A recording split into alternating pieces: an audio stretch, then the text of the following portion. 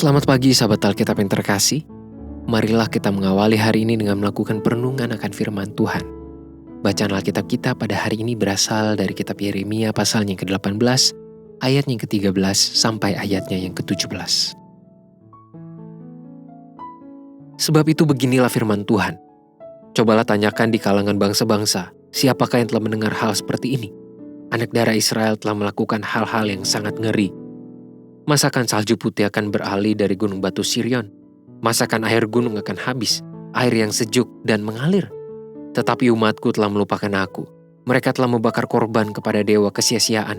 Mereka telah tersandung jatuh di jalan-jalan mereka, yakni jalan-jalan dari dahulu kala, dan telah mengambil jalan simpangan, yakni jalan yang tidak diratakan. Maka mereka membuat negerinya menjadi kengerian, menjadi sasaran suitan untuk selamanya. Setiap orang yang melewatinya akan merasa ngeri dan akan menggeleng-gelengkan kepalanya. Seperti angin timur aku akan menyerahkan mereka di depan musuhnya. Belakangku akan kuperlihatkan kepada mereka dan bukan mukaku pada hari bencana mereka. Sahabat Alkitab, tidak jarang manusia melakukan pertimbangan dan mengambil keputusan yang keliru. Alih-alih mendapatkan kenyamanan atau paling tidak berupaya untuk meningkatkan kenyamanan, ia justru mengalami kesulitan yang jauh lebih besar.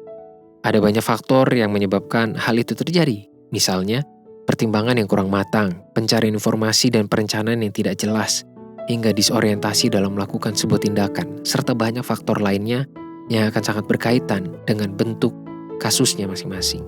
Hal serupa juga dapat terjadi dalam hidup beriman kepada Tuhan. Perikop yang kita baca pada hari ini menampilkan sebuah kekeliruan dari bangsa Israel dalam mengambil keputusan terkait kehidupan mereka. Ternyata, menurut pertimbangan dan perencanaan mereka, hidup menjauhi Tuhan adalah sesuatu yang jauh lebih nikmat dan menguntungkan. Padahal tanpa mereka pahami bahwa tindakan tersebut sedang menghantarkan mereka kepada jalan yang tidak rata dan penuh bahaya.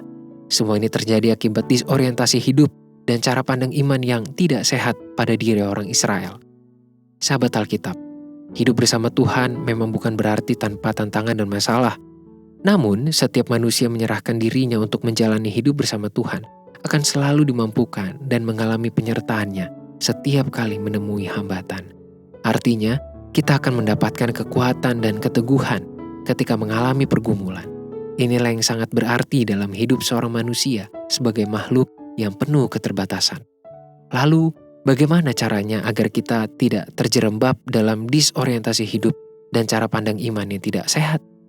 Langkah paling dasar adalah dengan selalu menjaga relasi yang intim dengan Tuhan dan melakukan pembacaan Alkitab yang konsisten. Jika kita tidak bersedia melakukannya, maka bagaimana kita akan mengalami sapaan dari Tuhan? Jangan sampai kita salah pilih jalan. Marilah kita berdoa. Tuhan, kami sadar akan begitu banyak masalah dan hambatan yang dapat terjadi di dalam kehidupan kami. Bahkan mungkin ada di antara kami yang saat ini sedang bergumul di dalamnya. Tuhan, tolonglah kami untuk tidak salah mengambil jalan. Semoga kami dapat terus memiliki dan membangun relasi yang intim dengan Tuhan. Dan biarlah Alkitab, firman Tuhan itu, boleh menjadi bagian yang begitu dekat dengan kami.